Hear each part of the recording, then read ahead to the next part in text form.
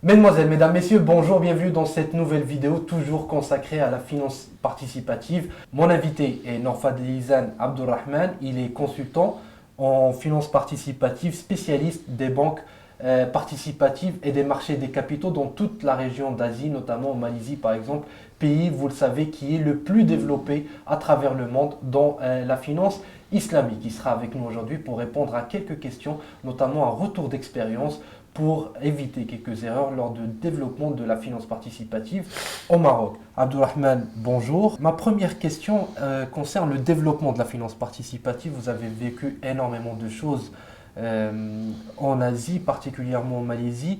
Vous, comment voyez-vous le développement de cette activité au Maroc? Okay. First and foremost, before I comment, I would like to congratulate the Kingdom of Morocco for having approved one shot, 5 Islamic banks and 3 windows. That's a big achievement, and that saves a lot of problem itself. In many countries, when you start, the approval is just one after another. But here you have one shot, 5 plus 3, so it creates a market. When you have market, you solve one problem, which is networking within each other. The model which I think Moroccan participative banking and finance should adopt is a complete ecosystem. So you must have banking, you must have takaful, you must have asset management, you must have what do you call that? Microfinance, and not forgetting the capital market side, which is the stock market. The stock market also must have Islamic or participative content. It must have a participative finance index, and Sukuk, of course. So when you have this complete ecosystem, this allows the development of participative finance in Morocco to be solid and robust. It will be slow, but this actually completes and complement each other. So in that way, you are quite diverse. So when market goes up and down, business will going to be very seasonal. So when a market is low, business where the corporate side is dry, so you will have retail businesses to support still. So that allows you to have quite a stable market. Right. Très bien, donc il faut absolument développer un marché du détail, ne pas rester sur du corporate pour vraiment lancer cette activité. Alors, je voudrais juste signaler que mon invité, avant d'être consultant, était président d'une banque présente dans plusieurs pays en Asie. Et en préparant l'émission, vous m'avez expliqué qu'il existait plusieurs erreurs par lesquelles vous étiez passé en Malaisie, par exemple, lors du lancement des banques participatives, des erreurs, mistakes, qu'on ne devrait pas avoir ou éviter au Maroc pour bien développer ces banques. Right. Each country has their own unique characteristics. So in developing participative finance in the Kingdom of Morocco, you should address the Moroccan's unique characteristic itself. It is good to learn from other people's model, take other countries' model, but you need to adjust.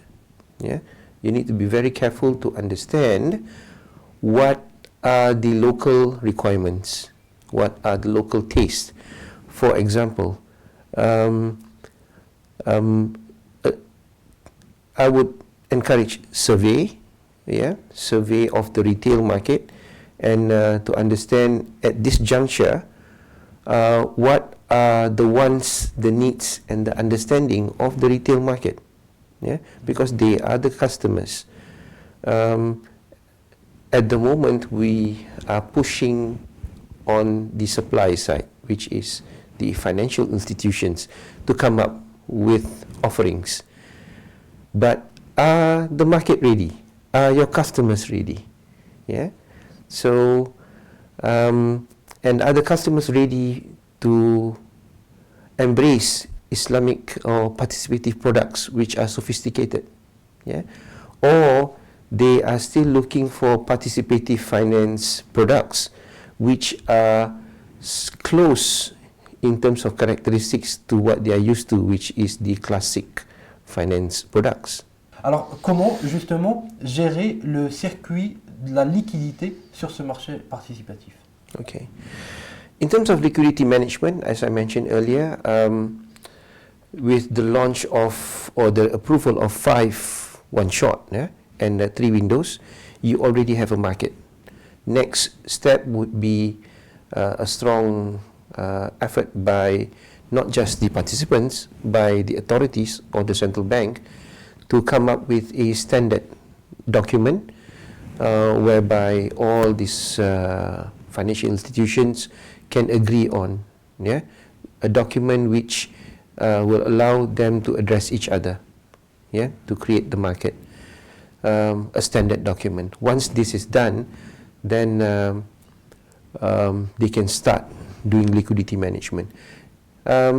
One thing is to understand is that what is the mode of liquidity management. Apart from